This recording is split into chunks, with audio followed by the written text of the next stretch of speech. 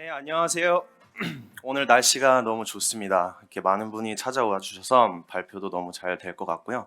근데 오늘 발표의 주제는 이제 기술적으로 굉장히 자세한 내용은 완전히 뺐습니다. 그래서 이제 내일이 휴일이니까 다음 주 월요일에 만약에 출근을 하신다면은 이스티어 메시를 활용하시거나 쿠버네티스 네이티브 서비스를 활용하시는 경우에 바로 이제 단 하루 만에 비용을 좀 줄이실 수 있는 두 가지 간단한 팁을 드리려고 합니다. 그래서 멀티 에이즈 EKS 클러스터를 많이 활용을 하실 텐데요. 그런 경우에는 멀티 에이즈 서로 다른 가용 존을 왔다 갔다 하면서 트래픽이 발생을 하죠. 그런 경우에는 당연히 AWS 상에서는 데이터 트랜스퍼 비용이 발생을 하게 되고요. 그 비용을 로컬리티 LB를 통해서 좀 절감하고 이제 레이턴시까지 줄일 수 있는 방법을 소개를 드리겠습니다. 그래서 일단 저희가 예를 들어서 EKS를 멀티-에이즈에서 활용을 한다고 하면은 얼만큼 크로스톤 데이터 트래픽이 발생을 하는지를 봐야 되잖아요. 그러니까 물론 발생을 하는 거는 알 수는 있는데 실제로 어디서 얼만큼 발생을 하는지를 일단 가시성을 확보해서 알아야 됩니다. 그런 다음에 이제 어디서 발생을 하고 얼만큼의 비용이 발생하는지를 알게 되면은 이스티어 메시를 쓰는 경우에는 로컬리티 LB를 적용을 하고 이스티어 메시를 활용하지 않는 경우에는 토폴로지 어웨어 힌트를 통해서 쿠버네티스 네이티브 서비스도 로컬리티를 적용하실 수 있습니다. 그래서 마지막으로는 실제로 얼마나 비용이 감소했는지 수치로 보여드리고 그래서 이런 거를 적용을 할 때 가용성에 대한 고민이나 부하 분산에 대한 고민 이제 저도 할 수 있고 여러분도 하실 수 있기 때문에 한번 제가 고민한 내용까지 소개를 드리도록 하겠습니다. 그래서 처음으로는 이제 가시성을 확보를 해야 되는데요. 이제 많은 크로스존 트래픽이 발생을 하고 있다는 이제 매달 청구서가 나오니까 알죠. 데이터 트랜스퍼 비용이 얼마나 찍히는지. 그리고 레이턴시도 조금 더 같은 존에서 데이터를 전송하는 것보다는 좀 늘어난다는 걸 이제 문제로 인식을 하게 됐어요. 그래서 가시성을 확보한 이후에는 이제 어느 팟이 어느 다른 팟으로 크로스존 트래픽을 발생을 시키는지 알고 실제로 리소스별로 얼만큼의 비용을 발생을 시키는지 좀 봐야 됩니다. 그래서 가시성 확보를 위한 방법은 되게 간단합니다. VPC 플로우 로그와 쿠버네티스 팟 메타 데이터를 조인해서 보시면은 이제 아테나로 쿼리를 하실 수가 있는데요. 이제 보이시는 그림과 같이 구성을 하시면 쿠버네티스 클러스터의 팟 메타데이터 그리고 VPC 플로우 로그 둘을 결합해서 실제로 A존에 있는 웹앱 팟이 C존에 있는 다른 팟을 호출을 얼마나 했다 이런 것을 이제 수치로 바로 보실 수가 있습니다. 이 아키텍처는 AWS 공식 문서를 참고하시면 바로 클라우드 포메이션으로 해당 스택을 배포하실 수 있으니까요. 그것도 검색하셔서 바로 한번 적용을 해 보실 수 있을 겁니다. 그래서 이렇게 해서 저도 아테나를 돌려서 한번 결과를 봤는데요. 여기 보시다시피 이스티오 메시를 요즘에는 주로 많이 활용을 하기 때문에 예로 가져왔어요. 그래서 이스티오 인그레스 게이트웨이가 맨 앞에서 트래픽을 받잖아요. 그리고 이제 나가는 이그레스 패킷 같은 경우에도 내보내게 되는데 이게 이제 A존, C존을 예를 들면은 A존에 있는 애가 C존에 있는 인그레스 게이트웨이로 트래픽을 계속 보내고 그 반대의 경우에도 마찬가지이기 때문에 꽤 많은 트래픽을 발생을 시킨다는 점을 좀 수치로 볼 수가 있었습니다. 그리고 그 밑에는 지금 보이시다시피 다 이스티오 D예요.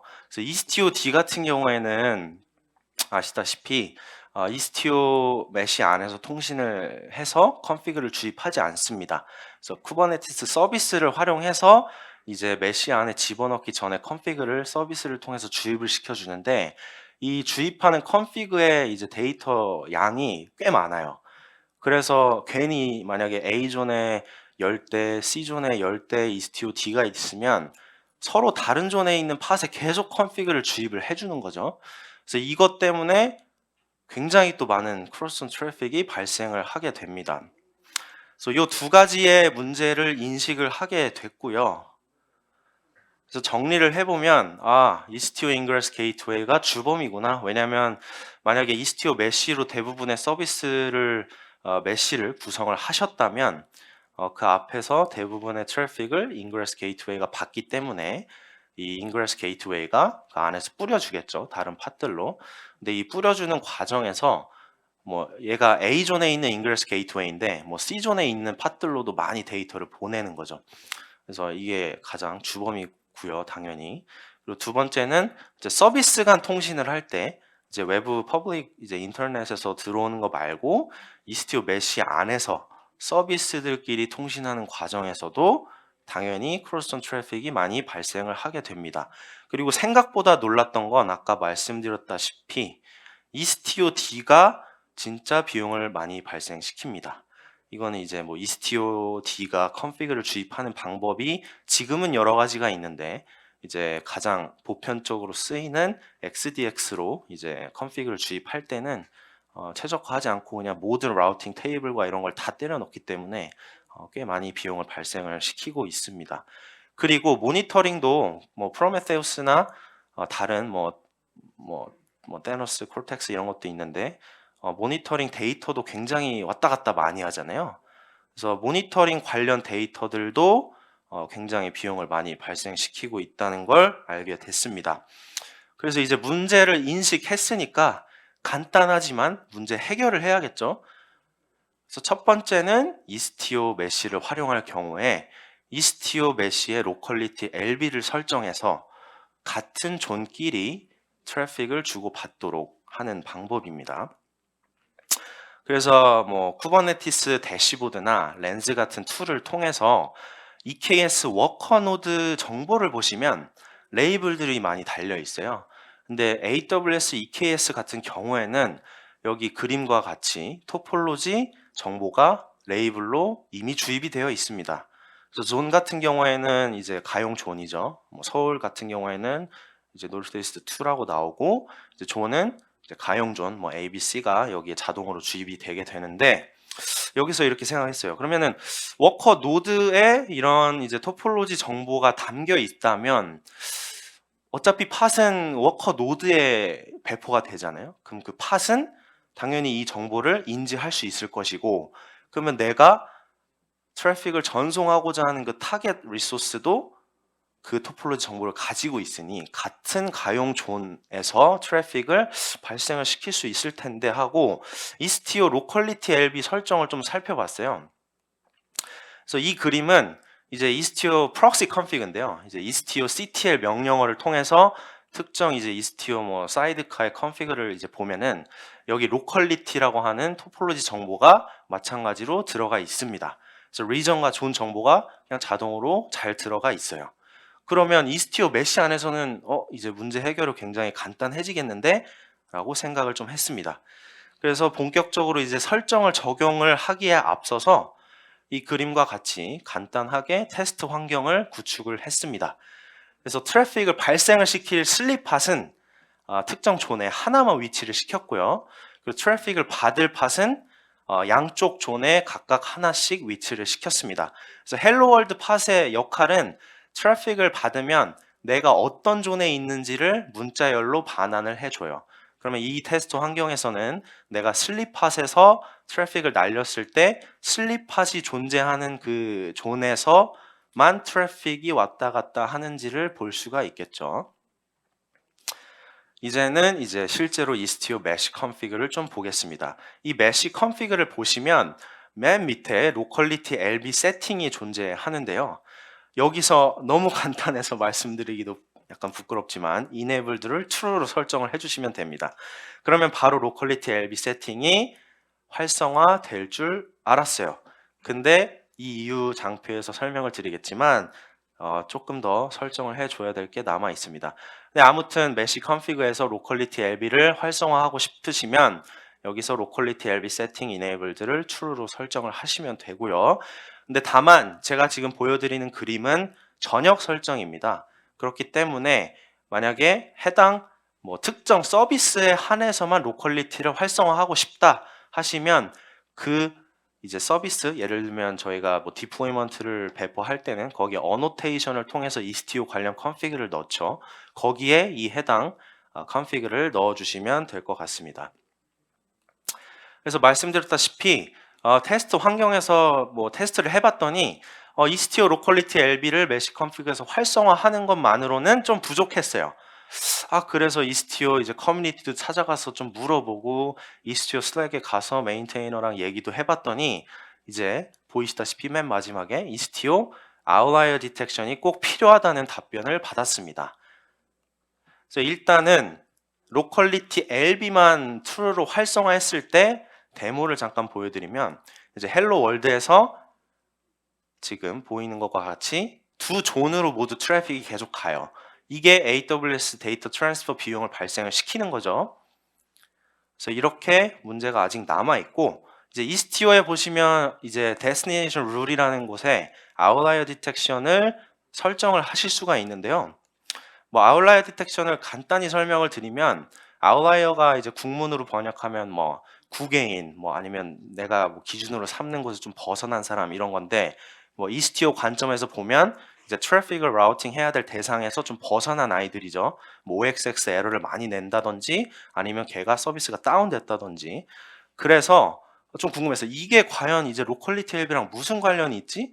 그래서 그런 걸 좀 물어봤더니 어떤 관련이 있냐면 이제 로컬리티 LB를 설정을 하더라도 같은 존에서 계속 트래픽을 발생을 시키는 도중에 만약에 같은 존에 있는 리소스가 아예 죽어버리면 다른 존에 있는 팟으로도 트래픽을 페일오버해서 보내야 되잖아요. 그 페일오버를 위해서 이 아웃라이어 디텍션도 체크를 한다고 합니다. 그래서 이 아웃라이어 디텍션을 반드시 설정을 같이 해주셔야 됩니다.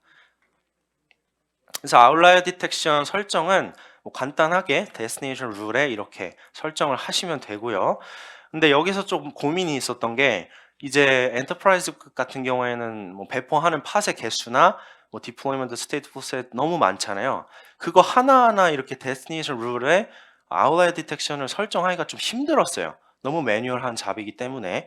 그래서 이거 자체를 그냥 전역으로 설정을 할 방법이 없나 찾아보다가 여기 호스트에 보시면 asterisk.cluster local로 돼 있는데 이렇게 설정을 해주면 모든 이제 이스티오 서비스에 대해서 아웃라이어 디텍션이 적용이 되게 됩니다. 그래서 이거를 하면서 좀 챌린징이 있었는데 사실 엔보이의 컨피그예요. 이게 아웃라이어 디텍션이. 그래서 엔보이 필터를 통해서 전역으로 설정을 해봤는데 그때도 로컬리티 LB는 활성화가 안 되더라고요. 그래서 반드시 이 데스티네이션 룰의 아웃라이어 디텍션을 활성화를 하셔야지만 실제로 로컬리티 LB가 적용이 되게 됩니다. 그 이유는 그 이스티오 실제로 고랭으로 작성된 코드를 보면은 이 데스티네이션 룰에 있는 컨피그를 가져와서 이 아웃라이어 디텍션이 활성화되어 있는지 여부와 로컬리티 LB가 활성화되어 있는지 여부를 엔드 조건으로 체크해서 로컬리티를 활성화하도록 되어 있어요. 그래서 결론은 아웃라이어 디텍션까지 반드시 활성화를 시켜 주셔야 된다는 점을 말씀을 드리고요. 그래서 여기까지 적용을 하면 이제 실선으로 그어져 있는 부분으로만 데이터가 전송이 되겠죠. 그래서 만약에 C존에 있는 슬립팟에서 헬로 월드를 호출하면 C존에 있는 헬로 월드에서만 값을 반환을 해줄 겁니다. 실제로 데모를 보시면 아웃라이어 디텍션까지 활성화를 시키고 난 이후에는 같은 존에 있는 헬로 월드 팟이 계속해서 리턴을 하는 걸 보실 수가 있습니다. 그래서 여기까지는 이제 이스티오 메시를 활용하시는 경우에 이스티오 서비스를 위해서 로컬리티 LB를 이렇게 적용을 할 수 있다는 걸 보여드렸고요. 근데 만약에 이스티오 메시를 안 쓰는 서비스는 어떻게 하느냐가 궁금하실 것 같아요. 쿠버네티스 서비스도 토폴로지 어웨어 힌트로 로컬리티 LB를 구현하실 수 있습니다. 그래서 토폴로지 어웨어 힌트를 간단하게 이것도 이제 어노테이션을 넣으시면 엔드포인트 슬라이스에 힌트, 아까 이스티오에서 보셨던 그 토폴로지 정보처럼 힌트에 존 토폴로지 정보가 들어가게 됩니다. 그래서 이렇게 간단하게 설정을 하시면 되는데 너무 간단하네요. 그래서 서비스에 어노테이션을 지금 토폴로지 어웨어 힌트 오토로 설정을 하시면 얘가 토폴로지 어웨어 힌트를 넣을 수 있을 땐 자동으로 힌트를 넣어주고요. 넣을 수 없을 땐 안 넣습니다. 조금 제약사항이 있는 게 EKS 1.24 버전부터 이 토폴로지 어웨어 힌트를 활용하실 수 있습니다. 그래서 이 데모는 지금 보시면 아까와 다르게 컨테이너들이 하나밖에 안 떠 있잖아요. 보통 이스티오 메쉬를 활용하는 경우에는 이스티오 프록시 사이드카가 옆에 같이 컨테이너로 뜨는데 지금 테스트 환경에서는 쿠버네티스 서비스로 통신을 하게끔 구성을 했기 때문에 각각의 실제 앱 컨테이너만 떠 있는 걸 보실 수가 있습니다. 처음에 토포로지 어웨어 힌트를 적용하지 않은 상황에서는 지금 보이시는 것처럼 양쪽 존으로 다 헬로 월드를 호출을 하는 걸 보실 수가 있고, 그 다음에 토폴로지 어웨어 힌트를 적용을 했을 때는 같은 존에 있는 헬로 월드만 호출을 해서 반환받고 있는 모습을 보실 수 있습니다. 그래서 이 말씀을 왜 드리냐면 마지막에 딱 한번 추천을 드리겠지만 이스티오를 활용하실 때 이스티오 데몬이 같이 반드시 뜨잖아요. 이스티오 D가 XDS를 통해서 서비스를 디스커버하고 이제 컨피그를 주입하는데 그게 굉장히 크로스존 트래픽을 많이 발생시켜요. 근데 제 생각에는 그거 너무 쓸데없는 것 같거든요. 그래서 이스티오 D만큼은 꼭 이 토폴로지 어웨어 힌트를 적용하셔서 같은 존에 있는 서비스끼리 싱크를 해서 이제 이스티오 프록시 컨피그를 주입하도록 설정을 하시는 걸 강력히 좀 추천을 드립니다. 그래서 실제로 이렇게 다 적용을 했더니 프로덕션 환경에서 비용이 얼마나 줄었을까요? 적용을 한 다음날 바로 절반가량 줄었습니다. 그래서 원래 많이 쓰고 있었던 거기도 하죠. 근데 바로 D+1 다음날에 약 한 뭐 4,000불에서 그 절반인 한 2,300불까지 떨어졌고요. 근데 MOM으로 보면은 이제 2월 달에는 거의 14만 불 가량을 이 데이터 트랜스퍼, 크로스존 트래픽을 위해서만 지출을 하고 있었어요. 근데 그 다음 달에는 그 절반인 거의 7만 불 수준으로 떨어졌고, 그 다음에 이제 4월 달에는 더 떨어졌습니다. 이건 아까 또 추천드린 이스티오 D, 저희가 EKS를 1.24로 업그레이드를 하면서 토폴로지 어웨어 힌트를 적용을 했더니 이스티오 D가 같은 존에 있는 서비스에 이제 컨피그를 주입을 하기 시작하면서 또 한 번 비용 절감이 일어나게 됐습니다. 그래서 수치로 보여드리면 이제 이스티오를 통해서 로컬리티를 적용했을 땐 약 86%의 비용 감소가 있었고요. 토폴로지 어웨어 힌트를 적용을 한 다음에는 이스티오 메쉬를 타지 않는 다른 서비스들은 그냥 거의 다 없었어요. 비용이 98%가량 없어졌습니다. 근데 좀 고민이 있어요. 무슨 고민이 있냐면 이렇게 같은 존끼리 통신을 하도록 만들었을 때 만약에 양쪽 존에 팟의 개수가 다르면 어떡하나. 이게 팟의 개수가 다르면 분명히 A 서비스라는 애가 B 서비스를 호출할 때 A는 각각 균등하게 배포가 돼 있는데 B라는 아이는 균등 배포가 안 되어 있을 때는 B라는 서비스가 좀 불균등하게 서비스 트래픽을 받잖아요. 그렇기 때문에 이 균등 배포가 반드시 좀 필요합니다. 그래서 이 균등 배포는 토폴로지 스프레드 컨스트레인트와 그리고 팟 엔타이어 어피니티를 통해서 이제 구현을 하실 수가 있고요. 근데 만약에 에이지 자체가 완전히 무너졌거나 한쪽 존이 완전히 뭐 리소스가 좀 불능 상태다 하면 어차피 페일오버를 해서 다른 존으로 가기 때문에 이 부분은 따로 걱정을 안 하셔도 됩니다. 그리고 워낙 서비스 맵이 복잡하고 이런 환경에서 이제 균등 배포를 좀 구현하기 힘드시다고 하면 제 생각에는 싱글존 EKS를 두 개를 액티브로 구성을 해서 원천적으로 크로스존 트래픽, 데이터 트랜스퍼 비용을 발생시키지 않는 게 좀 어떤가라는 생각이 듭니다. 그래서 마지막으로 이게 실제로 이제 여러분이 출근하셔서 업무를 보실 때 균등 배포를 바로 좀 맞추기가 힘들다 하면 이스티오 D만이라도 토폴로지 어웨어 힌트를 통해서 이 로컬리티 LB를 좀 적용을 하셨으면 좋겠습니다. 네, 제 발표는 여기까지고요. 소중한 시간 내어서 들어줘서 감사합니다. 네, 이어서 정연진님의 카오스 엔지니어링 사례 발표가 있겠습니다. 네, 안녕하세요. 네, AWS Fault Injection 시뮬레이터를 활용한 이제 EKS 안정성 검증하기라는 주제로 발표를 맡게 된 LG U+ 데브옵스 엔지니어 정영진입니다. 네, 요즘 우리는 이제 EKS를 활용을 해서 이제 다양한 사례를 주위에서도 많이 살펴볼 수 있습니다. 우리가 구축하고 설계한 EKS 환경이 정말 안정성 있다고 말할 수 있을까요? 이번 발표에서는 이제 카오스 엔지니어링에서 사용되는 폴트 인젝션 시뮬레이터와 이를 검증할 수 있는 사례를 소개하려고 합니다. 네, 먼저 간단한 소개를 하고 시작하도록 하겠습니다. 저는 이전에 백엔드 개발자로서 이제 APM을 개발했던 경험을 살려서 지금 데브옵스 엔지니어로 일을 하고 있고요. 최근에는 이제 SRE에 많이 관심이 생겨서 카오스 엔지니어링 공부도 계속하고 있습니다. 네, 제 소개는 이쯤으로 하고 이제 아젠다를 한번 보도록 하겠습니다. 네, 오늘의 아젠다는 크게 세 가지입니다. 먼저 첫 번째로 우리가 서비스를 지속적으로 운영하기 위해선 어떤 것을 갖춰야 하는지에 대해 알아보고, 두 번째는 AWS 폴트 인젝션 시뮬레이터와 2022년 7월에 발표된 기능인 카오스 메쉬에 대해서 알아보도록 하겠습니다. 그리고 마지막으로는 이제 저희 팀에서 구축한 EKS 환경을 검증하는 테스트 케이스를 데모하는 순서로 진행해 보도록 하겠습니다. 이 문구는 이제 AWS 웰 아키텍처들에 있는 문구를 한번 가져와 봤는데요.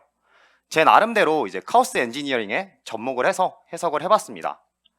카오스 엔지니어링을 도입할 때는 이제 좋은 의도만 가지고 접근하는 것이 아니라 좋은 메커니즘 그리고 방법론으로 가지고 접근해야 한다라는 점을 오늘 발표에서 말씀드리고 싶습니다. 네, 먼저 지속적인 서비스를 제공하기 위해서 이제 어떤 것들을 해야 하는지에 대해서 알아보겠습니다. 우리가 서비스, 이제 어플리케이션을 운영하는 데 있어서 전체 중에 어플리케이션과 인프라에서 일어나는 장애의 비율이 어느 정도 될까요? 이게 전체적으로 봤을 때 90%의 확률로 인프라에서 장애가 발생한다고 합니다. 그렇기 때문에 어플리케이션에서 이제 예외 처리나 다양한 처리를 통해서 오류를 줄이는 것도 중요하지만, 쿠버네티스 혹은 데이터베이스, 메시지 큐 등 이제 인프라 레이어에서 더 많은 장애 케이스를 대비해야 합니다. 우리가 지속적으로 서비스를 운영하는 데 있어서 인프라가 얼마나 탄력성이 좋아야 되는지에 대해서 이 그림은 나타내고 있습니다.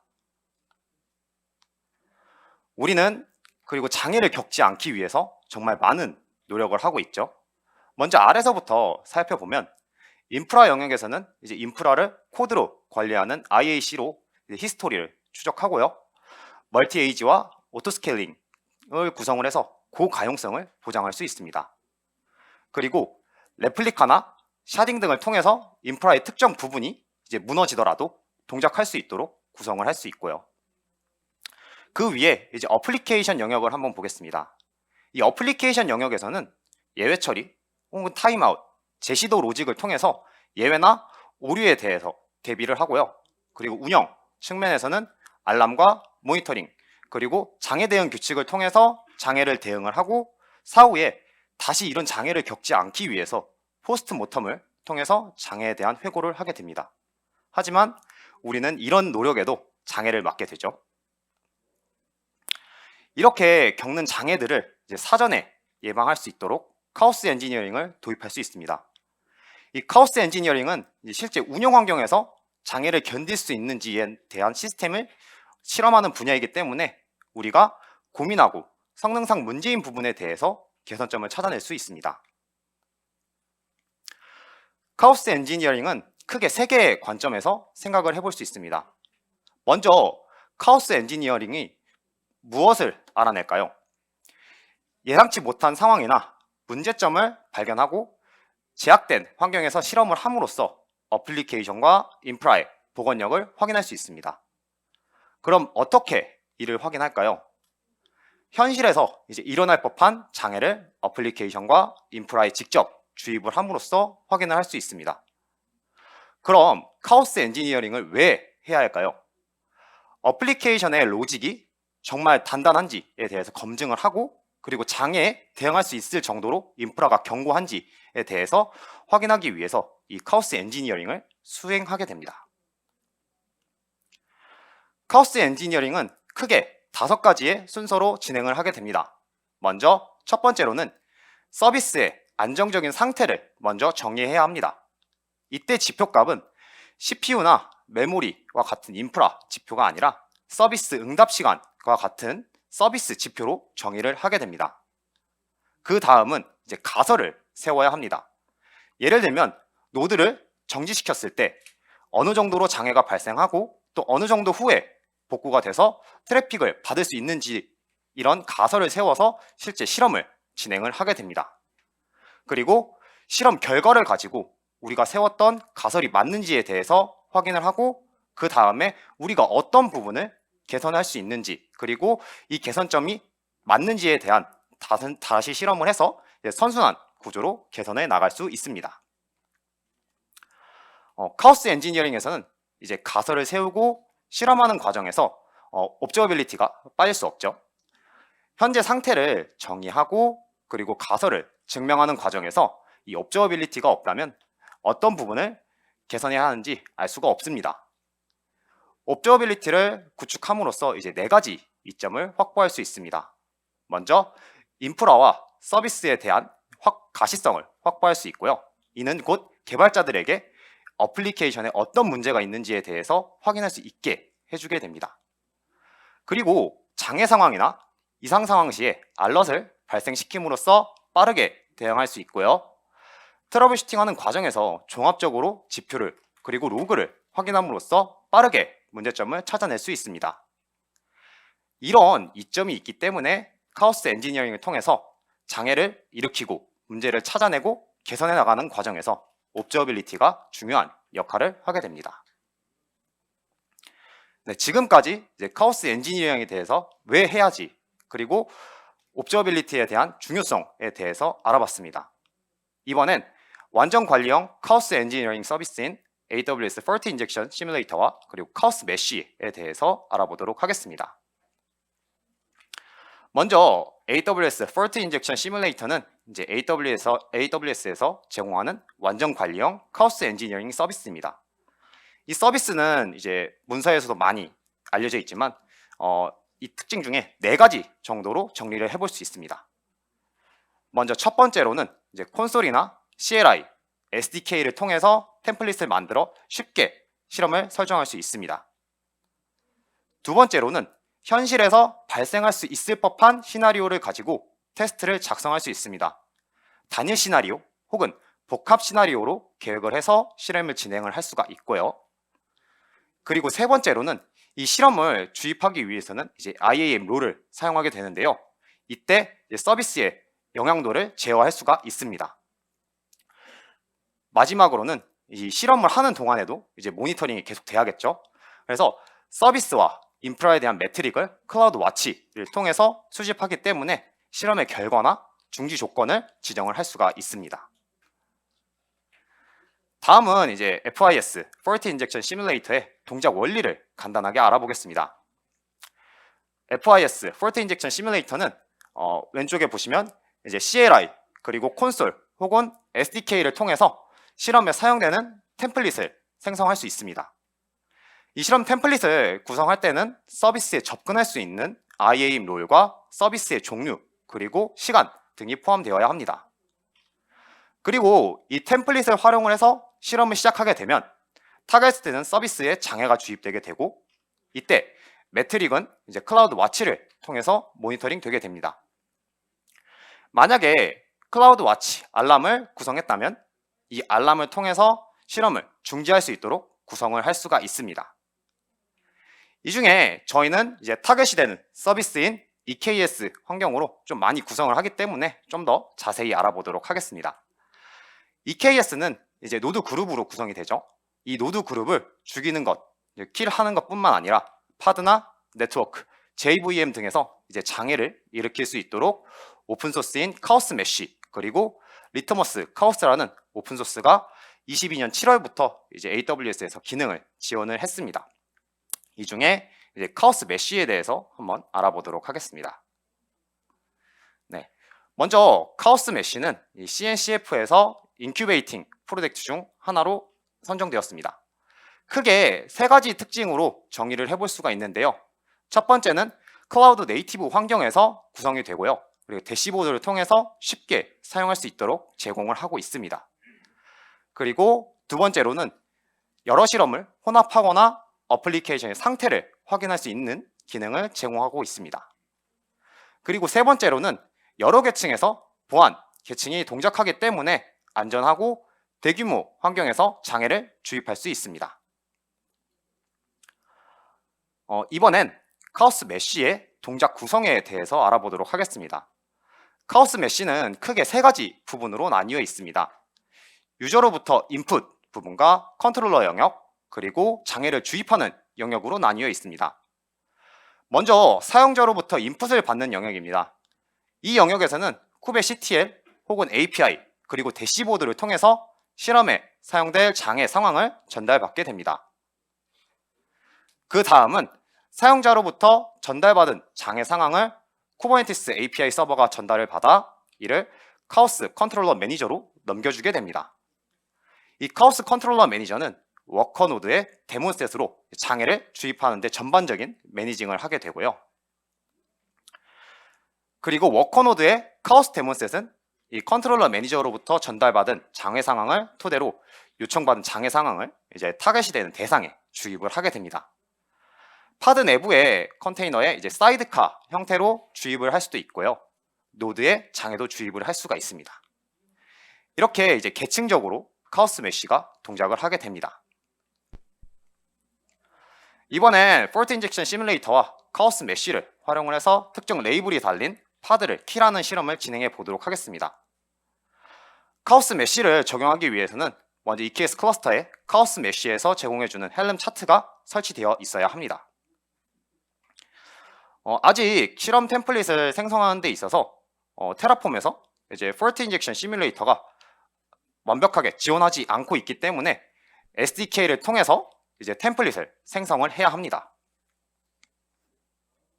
네, 그래서 저는 이제 자바 SDK를 활용을 해서 템플릿을 다음과 같이 생성을 하게 됩니다.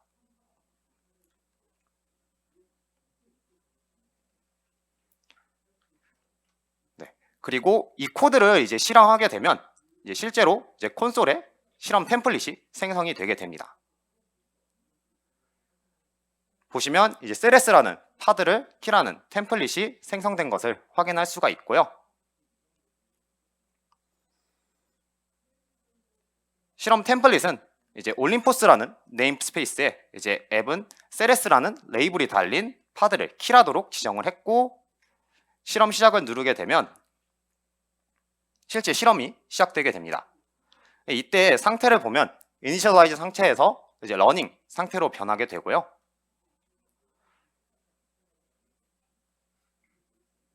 렌즈를 통해서 살펴보면 4개로 구성된 파드에서 이제 2개가 죽었다가 다시 살아나는 것을 확인할 수 있습니다.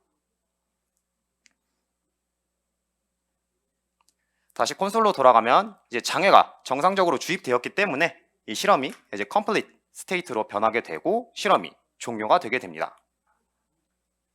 네, 이렇게 해서 FIS와 카오스 메쉬를 활용을 해서 파드를 킬하는 실험을 진행을 해봤습니다. 그 다음은 이제 네트워크 장애를 주입을 해서 저희 팀이 구축한 EKS 환경이 정말로 안정성 있는지에 대해서 검증을 해보도록 하겠습니다. 먼저 저희 팀이 구성한 EKS 환경을 한번 살펴보겠습니다. 크게 4가지 부분에서 말씀드리고 싶은데요. 먼저 첫 번째로는 배포 부분입니다. 이 배포 부분은 저희가 로컬에서 쿠베 CTL을 이제 직접 치지 않도록 하기 위해서, 그리고 YAML 또한 코드로 관리하기 위해서 기놉스, 그리고 앱 오브 앱스, 아르고 CD, 롤아웃, 그리고 아르고 노티피케이션 등을 통해서 배포 상황을 파악할 수 있도록 구성을 했습니다. 그리고 두 번째로는 이제 모니터링 영역인데요. 네트워크 플로우를 확인하기 위해서 프로메테우스와 키알리로 구성을 했고, 이스티오의 로그를 수집하기 위해서 사스 솔루션인 스모로직이나 데이터독과 같은 이제 사스 솔루션을 활용을 해서 클러스터 전범위적인 모니터링을 구성을 했습니다. 그리고 세 번째는 이제 네트워크 메쉬인데요. 이 네트워크 메쉬는 현재 이스티오를 이용해서 이제 서비스 메쉬로 구성을 했고, 마지막으로 스케일은 이제 파드 스케일은 이제 HPA로 진행을 하고, 그리고 MT 파드와 카펜터를 통해서 노드 스케일링을 구성을 했습니다. 그래서 갑자기 증가하는 파드에도 빠르게 대응할 수 있도록 구성을 했습니다. 네, 앞에서 말한 구성을 가지고 네트워크 장애를 일으켰을 때에 대한 상황을 가정해서 검증을 해보도록 하겠습니다.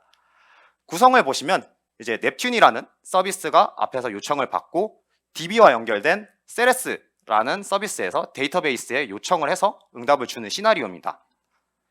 이 과정에서 이제 세레스 서비스에 네트워크 카오스로 딜레이를 주입을 하고 오류 발생 시에 개선하는 과정을 검증해 보도록 하겠습니다. 앞서 말씀드린 카오스 엔지니어링의 5가지 과정을 적용해 보겠습니다. 먼저 첫 번째로는 안정적인 상태를 정의하는 것입니다. 모든 API에 대한 요청은 평균 100ms 아래로 응답이 오는 것이 안정적인 상태입니다. 이때 가설은 딜레이를 주입하게 되면 응답 시간 증가로 인해서 502가 발생된다는 가설입니다. 그리고 이 가설을 검증하기 위해서 이제 FIS에서 네트워크 카오스라는 오브젝트를 생성을 해서 CLS라는 레이블이 달린 파드에 300ms의 딜레이를 주입을 할 거고요. 그리고 가설대로라면 응답 시간이 늘어나기 때문에 502가 발생하게 됩니다. 그리고 우리는 이 상황을 개선하기 위해서 여러 가지 방법이 있을 수 있겠죠. 그 중에 이제 이스티오의 리트라이를 활용을 해서 응답 시간이 길어져도 제시도를 통해서 정상 응답이 오는 것으로 이제 개선을 해보도록 하겠습니다.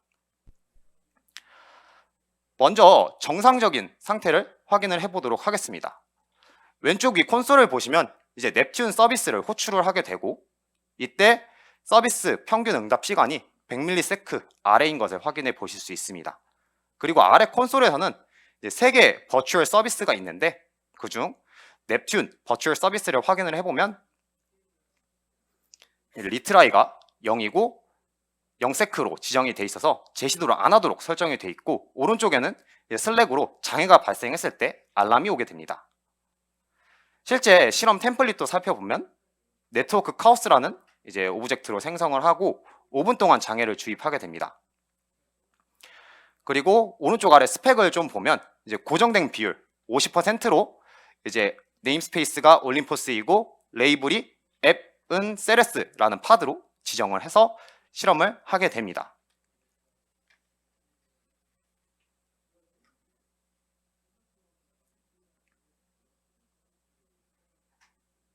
네, 이제 이렇게 해서 이제 오른쪽 위에 이제 실험 시작을 눌러 보겠습니다. 그럼 아까와 동일하게 이제 이니셜라이징 스테이트에서 러닝 스테이트로 변경이 되게 될 거고요. 다시 콘솔로 가서 이제 API 상황을 보면 1초가 넘는 이제 API에 대해서는 이제 502 응답이 떨어지는 것을 확인해 보실 수 있고 오른쪽 슬랙에서도 이제 알람이 오는 것을 확인해 보실 수 있습니다. 네, 이 상황을 개선하기 위해서 이제 버추얼 서비스의 리트라이를 설정해 보도록 하겠습니다. 여기에서 TCP에서도 7번을 제시도를 하는데요. 그래서 리트라이도 7로 설정을 하고 제시도 시에 타임아웃도 10초로 넉넉하게 잡도록 하겠습니다. 그리고 502는 게이트웨이에 대한 에러이기 때문에 게이트웨이 에러일 때 제시도를 하도록 수정을 하고 이때 상태를 보면 1초가 넘는 상황에서도 200이라는 응답 코드가 오는 것을 확인할 수 있고 오른쪽에 보시면 이제 모니터링 알람도 리커버리 된 것을 확인해 보실 수 있습니다. 네, 이처럼 서비스 파드에 이제 네트워크 카오스를 주입을 해서 장애를 일으키고 개선하는 사례를 검증을 해봤습니다. 지금까지 이제 카오스 엔지니어링을 실제 환경에 적용을 해보고 업저어빌리티도 같이 구축을 해서 모니터링을 한 후 개선하는 과정을 진행을 해봤습니다. 여기 계신 여러분들이 이제 운영 중인 서비스가 정말 안전한가요? 오늘 들으신 카오스 엔지니어링을 도입을 해서 한번 검증해 보시면 좋을 것 같습니다. 네, 오늘 발표를 들어주셔서 감사합니다.